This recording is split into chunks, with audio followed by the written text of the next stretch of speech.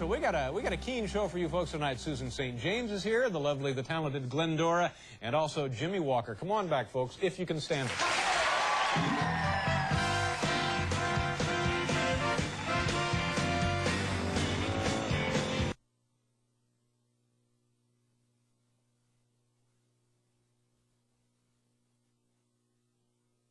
Pocky Way.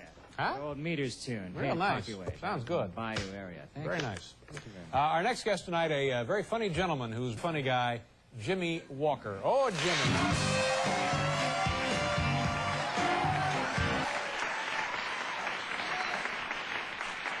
Jimmy. Wow, thank you so much, my goodness.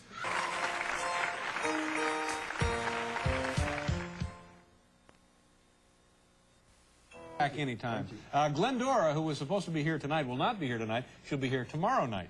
And also Rob Reiner and Rich Scheidner. That will be tomorrow night, folks. Thanks for being here. Have a good night. We'll see you tomorrow. Bye-bye.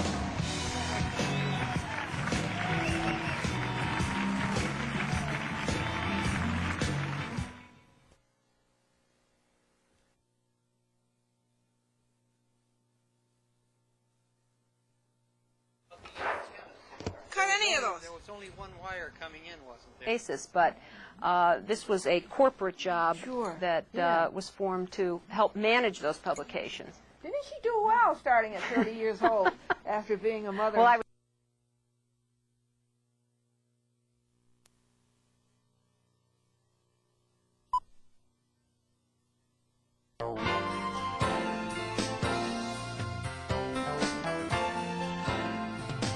This is episode number 4000 of A Chat with Glendora. The show will feature some great old clips from the past, as well as some new behind-the-scenes footage. Plus, we'll find out some things about Glendora that you might not already know. Stay tuned.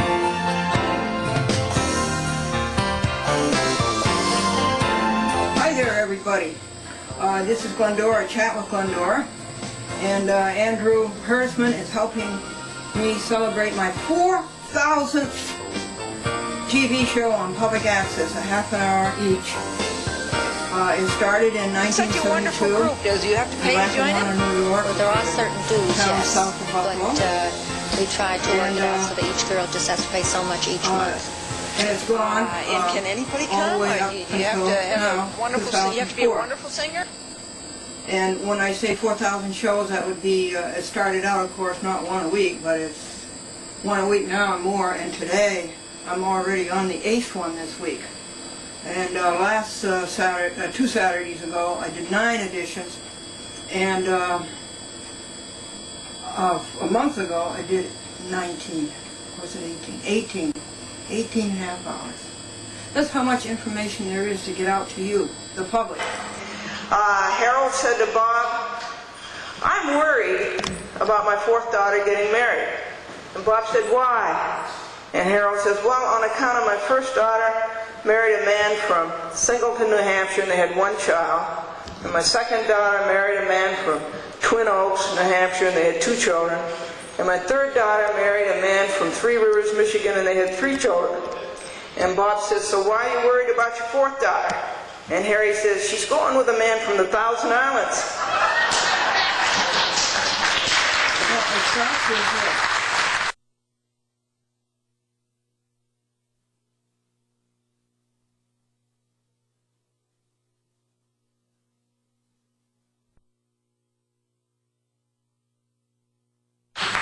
I go here and buy these tapes, folks, for, just a second, I had to move them on account of the new computer moved in. I have to buy these tapes. First of all, you might like to see the ones that are done. These are the ones that have been. Now I have to cue it up every time.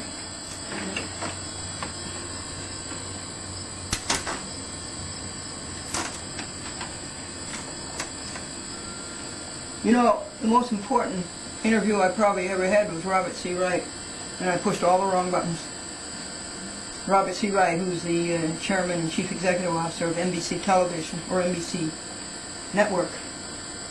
And wouldn't you know, and I spelled my name wrong, but that's the way it always goes. All right, this is the opening. So now we will play it. And then you stand by to record over here. You want to see that button? This button right here. It's what you call a hard edit. You just press the button. That's a hard edit.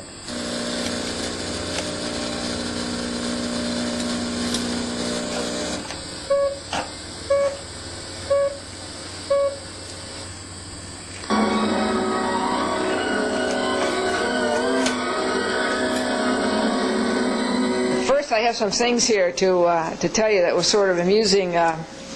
My husband sings in the choir, and the director of the choir works for the state, and the state gave everybody a bonus. They gave him 2 days off.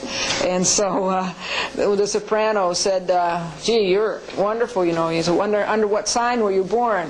And the alto said, under the dollar sign. In 1987, I got a call from the David Letterman show. And they'd heard about A Chat with Glendora on cable TV, and they invited me to be a guest on it. And so the negotiations went on, and finally it happened, and it was in September, I believe, of 1987. It's Late Night with David Letterman. Tonight, Susan St. James, cable talk show host Glendora. And I went, and Rob Reiner was there. He was one of the guests. And another woman was there, and she talked so much and so long that poor David didn't have time for A Chat with Glendora. Glendora, who was supposed to be here tonight, will not be here tonight. She'll be here tomorrow night. And so the next night I went, and Franklyn, my husband, went with me, and he thought that David Letterman was very funny, and probably the best audience David Letterman ever had.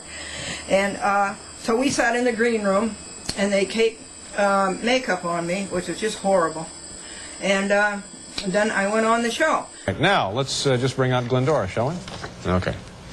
My next guest believes in using television to spread her own special brand of happiness. She has made over 100 commercials. We have an example of one right here. Hey, folks, how are you today? Just miserable, right? This is Glendora for delicious Worthington Veggie-Links. Veggie-Links by Worthington, folks, have no cholesterol. Delicious Veggie-Links have fewer calories than regular hot dogs, and Veggie-Links have no preservatives. I have no preservatives either. You see the wrinkles? Get your delicious Veggie-Links at the Glendora Health Nook at... No need to shop everywhere. Go straight to Twin Fair.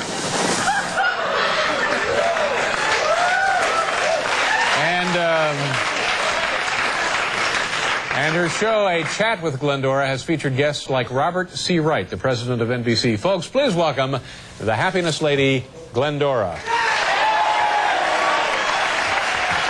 Hi, Glendora. How are you? Pleasure to see you. Please have a seat. Where are you from, Glendora? Where does this show take place? Where can people see this? Oh, the Chat with Glendora? Yeah.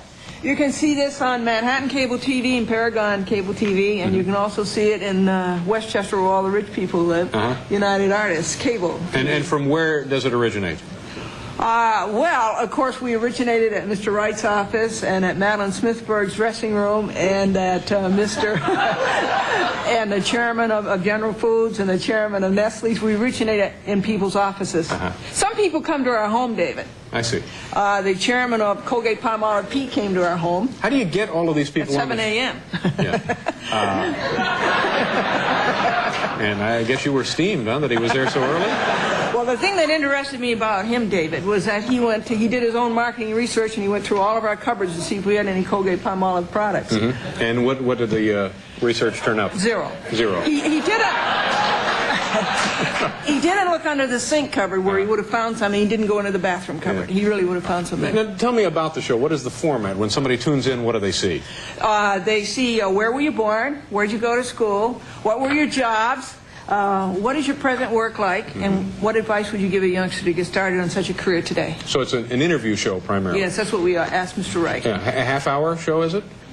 Yes, isn't it amazing what the public will stand? And is it on once a week? Yeah, oh yes. And how many years have you been on the air? Well, I've been on television 35 years, but that show's been on the air a year and 3/4. Are you hoping that this particular show will maybe grow, perhaps expand, maybe get to a network status or a local TV station or something? Well, I sort of doubt that. You don't think that'll happen? No. Well, you sure have the wardrobe for it, you know. Now let's take a look. Show me some of the footage. This is Robert Wright, the president now of NBC. You know, how did you get this guy to be on the show? Because we've asked him for years and years. Have you? Now. Oh yeah, and he won't come on the show. How did you get him? It must be my good looks, huh? Yeah. Except I did talk to him over the phone, so that wouldn't have helped. No, I figure this way, David. He's a nice man, and he does want to help the youth. And that's what this is all about. He wants to help the youth. Yeah, that's what this problem... Have we heard anything about that? He wants to help the youth? Paul, did you hear anything about Robert Wright wanting to help the youth of this country? Robert C. Wright? Yeah. Yeah, he wants to help the youth. I think he just... I think he's just looking to balloon the stock prices. I think that's about all we're into here. No, he's a very nice man. Very nice man. All right, now let's take a look at a couple of seconds from his interview on your show, okay? We have that here? Yeah. Robert C. Wright and Glendora, helping the youth. It is A Chat with Glendora. And then we got General Electric acquired RCA. And then I came over from General Electric to become the president of NBC. And that's how I got here. Oh, it's such an interesting career. And that's how you ended up in Fairfield, because I think General Electric's table was centered in Fairfield, wasn't it? Yes, I actually never worked in Fairfield. Oh, you never did? No, I've worked, most recently my office was in Stamford, Connecticut before I came here. Oh. Although I live in that area, but I didn't work there. I see, yeah. This is Mr. Robert C. Wright, who is the president and chief executive officer of NBC. And he'll be back in just a second and tell you what his work is like, to see if you'd like to aim for that as a career. And then he'll also give you some ideas how to get started in broadcasting in today's world. Yeah.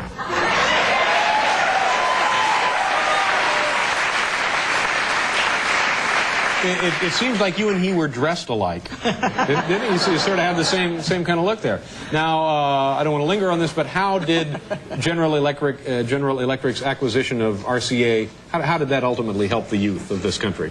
What helped the youth was Mr. Wright telling how he got started, because he was at the same point. Yeah, he was at the same point in his development as the youth who watch the program we hope are in theirs. I see. Now tell me about your personal recipe for happiness. You're known as the happiness lady. Well, is that what they say? No. What do they call you? Glendora. Yeah.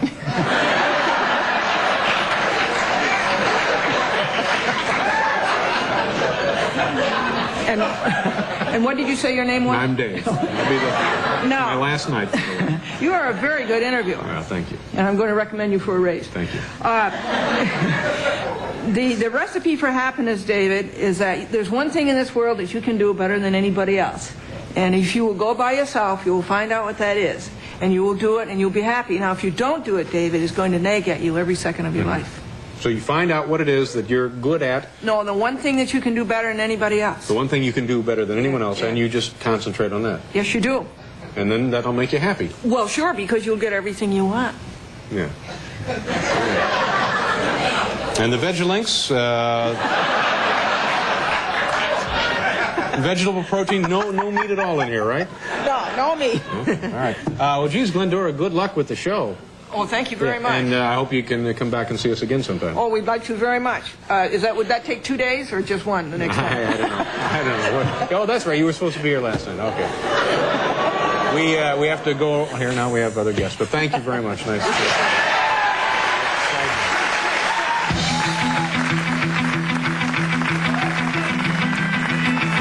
Down here, for instance, are Franklyn's newspaper clippings. He was a newspaper reporter for 27 years, and he cut out every article that he wrote. And he pasted them all in 3-ring binders. And so that archive is preserved. And then over here are recent legal papers within the past year. These, if you can see, it says legal papers here, there, and right here. Where does it say legal papers? There, legal papers. Okay. And then there are, the clothes are over here, the winter clothes. There's one that says bedding. CDs, music CDs that Franklyn used to listen to. Think drawer. And over, we'll just go straight down what we call, see, this is the trailer, so let's see, this is the trailer goes this way, so this is the starboard side, and this is the port. They have to use Long Island terms, for Andrew came all the way up from Long Island. 1980 Lincoln shop manuals. So you go down the starboard side. These are commercials that were sent to CNN in Atlanta. This is Glendora's mother and father, Franklyn as a youth.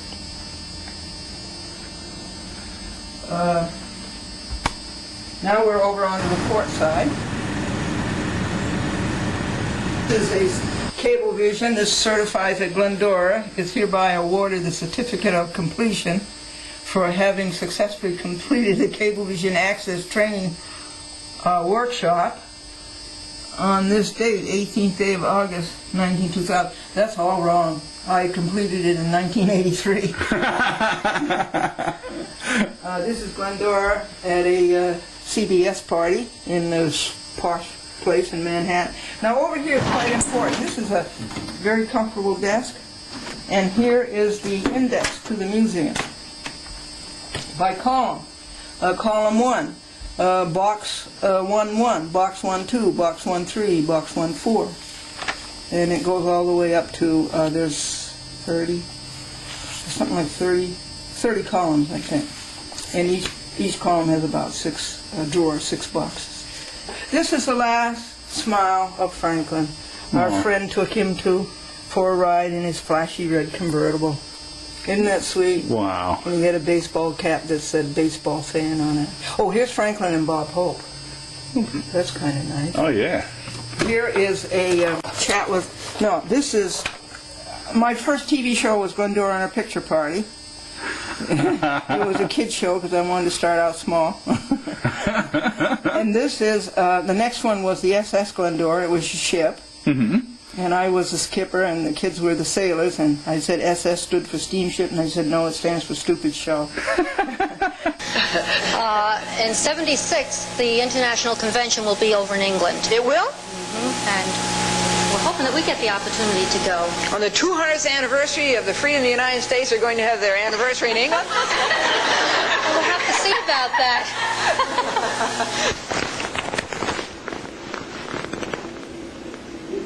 Well, boys and girls, it's a great privilege tonight to bring to you Mr. Charles Dolan. And he's one of the pioneers of cable. Charles, just tell us, first of all, where were you born? Cleveland, Ohio. You were, really? Right. I didn't know that you were born in the Midwest. And then you grew up where? There? In Cleveland, stayed in Cleveland until 1952. 52? Right, then moved to New York. And moved to New York. Right. And where'd you go to school, Charles? In Cleveland at Cleveland Heights High School and John Carroll University. Did you really? Right. Bob Hope comes from Cleveland. Yeah, yes, he does. I know that. He was born in London, but the family is from Cleveland. Right. For sure.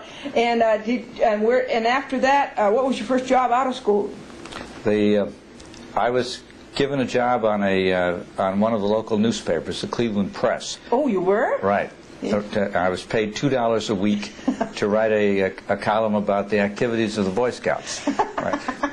Well, that's all right. That's a good way to start out. And then your next job? Then I worked for a radio station in Cleveland. And doing what? Also writing commercials and producing programs. Yeah, right. that was fun. It was indeed. I enjoyed it. Was this right out of high school? Or? Well, actually, while I was going to high school. While you were going to high school? Right, I'd go to school in the morning and then take the bus downtown to the radio station. Well, I think that's terrific. It was an early start. And then what did you do after that next job? Well, we started a little newsreel about sports. This is when television itself was beginning in 1950. That's right. And we sold that to television stations around the country. But we didn't do it too well, I guess, because we ran out of money. The church had a Bible selling contest, and Edward sold more Bibles than anybody else. And Edward stuttered. So they wanted to know how he did it. And this is how he did it. He would say to a person, do you want to buy a Bible, or do you want me to read it to you? And this fella, he loved to get out into the sun, and he'd put on suntan lotion, every day. So this day he went out and he didn't have any suntan lotion at all, and he went out in the sun and he used Crisco oil, instead of suntan lotion, and he got a beautiful tan. It was just beautiful. So ever since, my mother called him the Crisco Kid. We're on 6th Avenue now, and we're at HBO, and this is Mr. Jeff Bucas, and he's the Chief Financial Officer. Jeff, where were you born? in Patterson, New Jersey. Oh, you were really? Yes. I like Patterson on Route 46, right? That's right. And then you went to school where? Went to school in every public school in New Jersey, and finally clawed my way out here to New York, where I've landed at HBO. And did you go to college, Jeff? Yes, I did. I went to Yale. You, oh, hooray! Yes. Eli, bow, wow, wow. I was down in Boston, folks, and I wanted to go from Boston to Newton, I think it was. And I had to go by taxi cab. And my goodness, we got out there, we were looking for Channel 5, the new Channel 5, and this taxi cab driver, he's driving us all around, and he didn't know where it was. And I was getting panic struck because the meter was up to $8. And, you know, I think if you don't know where it is and you're a taxi cab driver, you stop, you know, and you stop the meter. And then you find it, you know. I don't think you should charge the person. I tried to tell him that, but he wouldn't listen. And I says, well, then will you please take me to downtown Newton where I can find a local cab and get out to Channel 5? He says, all right, I'll do that. But he didn't even know where the local cab was. So we're driving down this main street in Newton, and I looked over there and I says, there's a local cab. Take me over there. And this car pulled up alongside of me, and oh, before I saw it, that was it, folks, before I saw where the local cab was, this car had pulled up side of us at a light, and I desperately rolled down the window, and I hollered out the window to the driver in the next car, and I says, can you please tell me where I can get a cab? And of course he began to laugh, because there I was sitting in a cab, you know. The taxi cab pulled up to the curb, and the woman got out. And she says to the cabbie, how much do I owe you? And the cabbie says, nothing, ma'am, you did all the driving. Here's hats. Everybody wants to know where you keep your hat. Oh, look at that. Purple one? Yeah. Here's a nice St. Patrick's Day one. That's fantastic. Oh, there's lots of the hat collection. Ah! Oh, thank heaven. How convenient is that? Yeah, here you are, hon. There's a good look at them. That's a bunch of archives. Wow. Well, let's pull one of them and see what date we're talking about here. This would be... Oops, upside down. There we go. Well, it's better that way. 2/1/95. 95? Yeah, 1995. February 1995. 4 programs on the tape. And I didn't want to throw anything away because, for sure, the first thing you throw away, you're going to want it the next week. Of course. And so I didn't want to throw away. I saw a trailer, tractor trailer, going down the street, and I said, that's what we need, something that big. Okay, yes, that would definitely do it. That would hold everything. Nothing would have to be thrown away. So the problem was, well, where are you going to find one? Guess what? You open the yellow pages, storage trailers for rent, storage office trailers for rent. And so that made it very easy, and I called up and they were renting them for about $85 a month. And then the next problem is, where do you find the land to put it on? And so I put up a little flyer, and I said that Glendora would like to have land to put her storage trailer on. Mm-hmm. And I put up here and there, and the nice man called up, and he thought he was just a person, but he had a few complicating problems with the land that he owned as far as the town was concerned. But he put me in touch with this fellow here, and you can see the expanse of this man's property. And he called me up right away, and he said, I'll rent your place for $75. This man is a multi-millionaire. His name is Bob Cohen, and he is a multi-millionaire. And he owns Amanda's Fireplace. Mm-hmm. And it amused me when I called him up in the wintertime that he had gone to Florida for the winter. And I said, Bob Cohen has 150 fireplaces and he goes to Florida to get warm? And so he rented it to me for $75. And then I said, Bob, do you think I should own the storage trailer, or do you think I should rent it? He says, definitely own it. I said, where do you buy one? Mm-hmm. He says, here, take this magazine. He made me all kinds of copies of the ads. He says, call up these ads. Well, the man I liked the best was in Rhode Island because he was working on a Saturday. Uh-huh. His name is Tony Peter Pauley. Peter Pauley. That is Peter Paul. in Italian. Right. And I was very impressed for him. And he wanted to come up the next day. $1,600 is what he wanted for it. Mm-hmm. Well, that was the answer. There you go. And he came and he placed it. Amazing. And I've talked to him since. I've talked to him about the problem, how do you hang things on aluminum and things like that. But that's how it evolved, and I think that's kind of interesting. And oh, yeah. I left out one step. I found somebody with a shed that the previous owner of her house had made, and it was an exceptional shed. It was better than ones you would buy. And so that was the first museum. That was the little museum. And we carried over the heavy stuff. But on November 4th, Election Day, by the way, the trailer arrived about October 16th of the year 2003. But on Election Day, sweet man named Joseph, it's a nice Italian name, Salamone. On Election Day, he came up and he brought all of the stuff from, he was Debbie's boyfriend.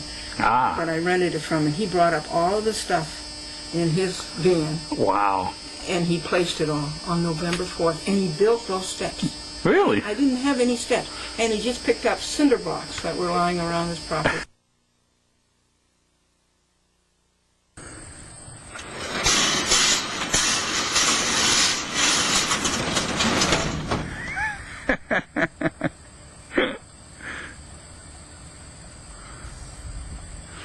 Now I have a problem with this, but if I turn this perpendicular.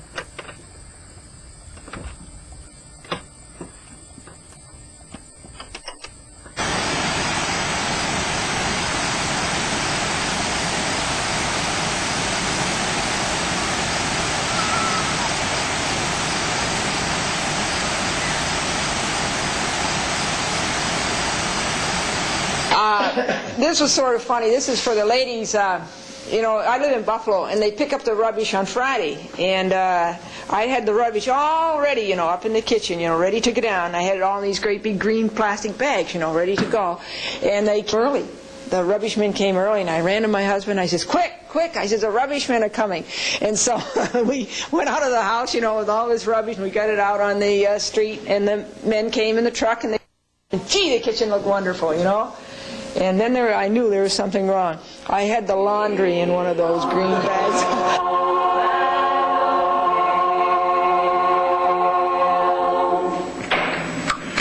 Nancy Nevins, now if anybody wants to join Sweet Adelines, and I should think every woman would, just come down to the Methodist Church in South Glens Falls. That's right on Main Street here. Every Wednesday night at 7:30 we meet. And we welcome anybody from any place. If they live in any areas where we are, we would be very glad to pick them up. Really? Yes, ma'am. Well, we have a couple in Los Angeles, California.